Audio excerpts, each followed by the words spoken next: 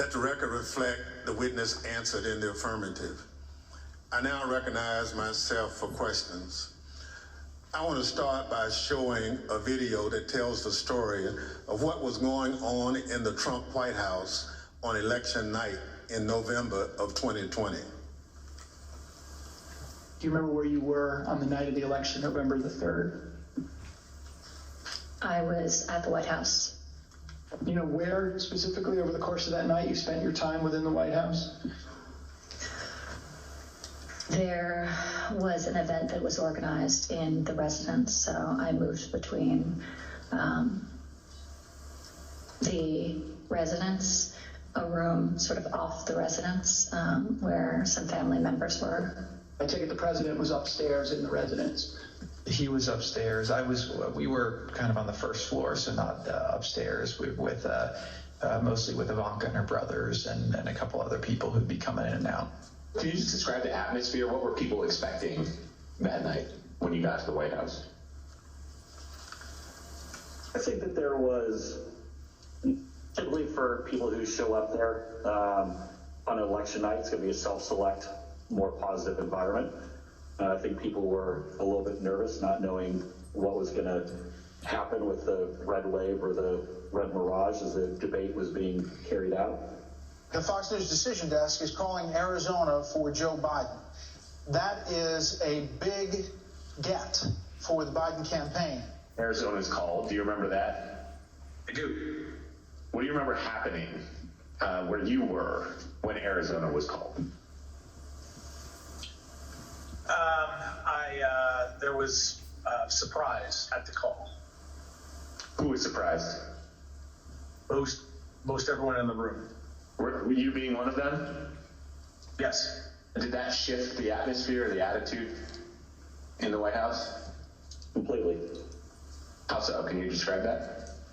Because Fox News was the first one to go out and say that. So was it anger kind of directed towards Fox News for making a call more so than like disappointment that maybe the campaign lost Arizona? All the above. So both anger and disappointment.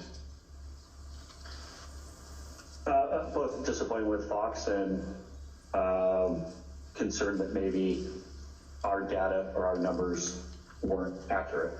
Were you in the White House residence during the sort of past midnight into the early morning hours of November 4th? Yes, oh sure. It went over beyond midnight, yes.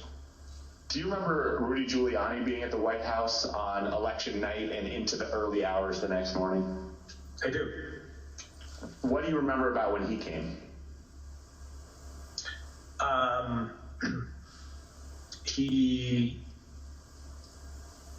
He was, I had heard that he was upstairs, in that aforementioned reception area.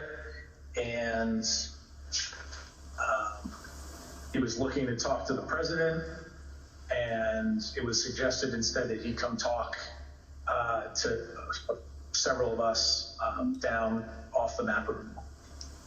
You said that you had heard that Mr. Giuliani wanted to talk to the president and then he was directed your way. Did you end up talking to Mr. Giuliani when he was directed your way?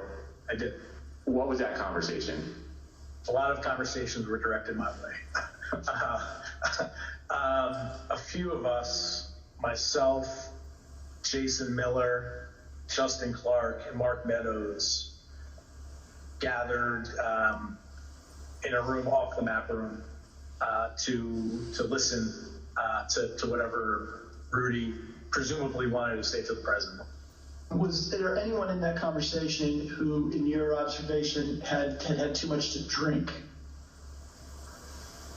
Like Rudy Giuliani. Tell me more about that. What was your observation about his potential intoxication during that discussion about what the president should say when he's addressed the nation on election night? And the mayor was definitely intoxicated, but I do not know that his level of intoxication when he spoke with the president, for example.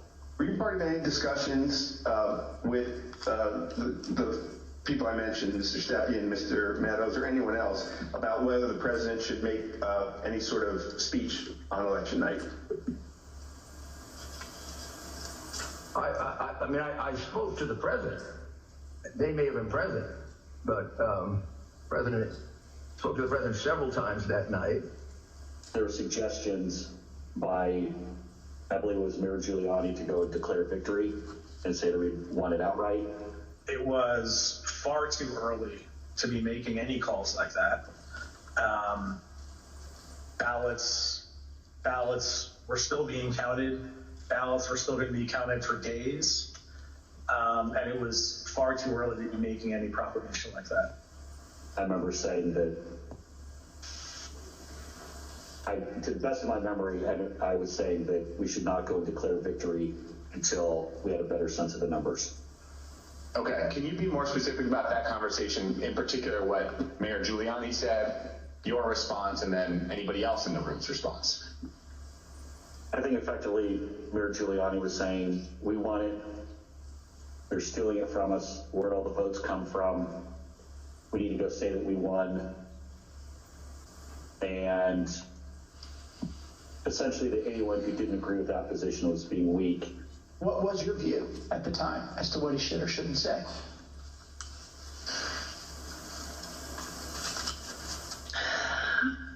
I don't know that I had a firm view as to what he should say in that circumstance.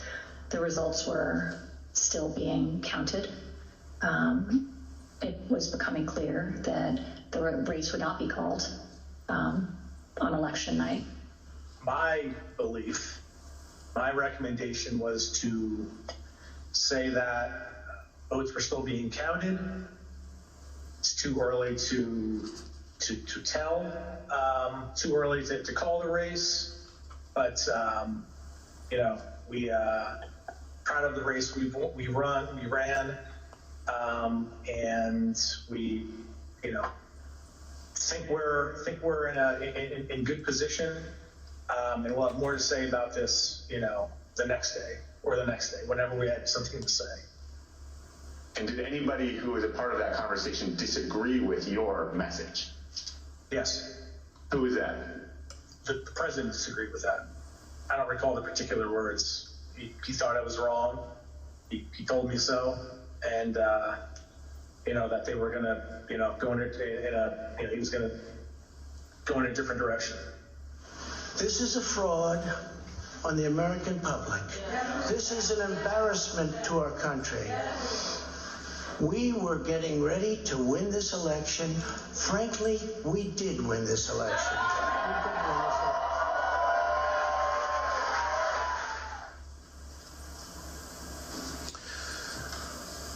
Mr. Stirewalt, did President Trump have any basis to declare victory on November 4th, 2020? Thank you. Mr. Stepien also testified that President Trump had no basis for declaring victory at that point in time.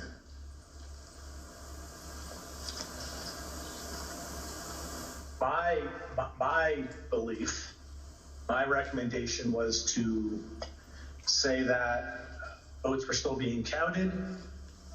It's too early to tell, too early to call the race, but we proud of the race we ran,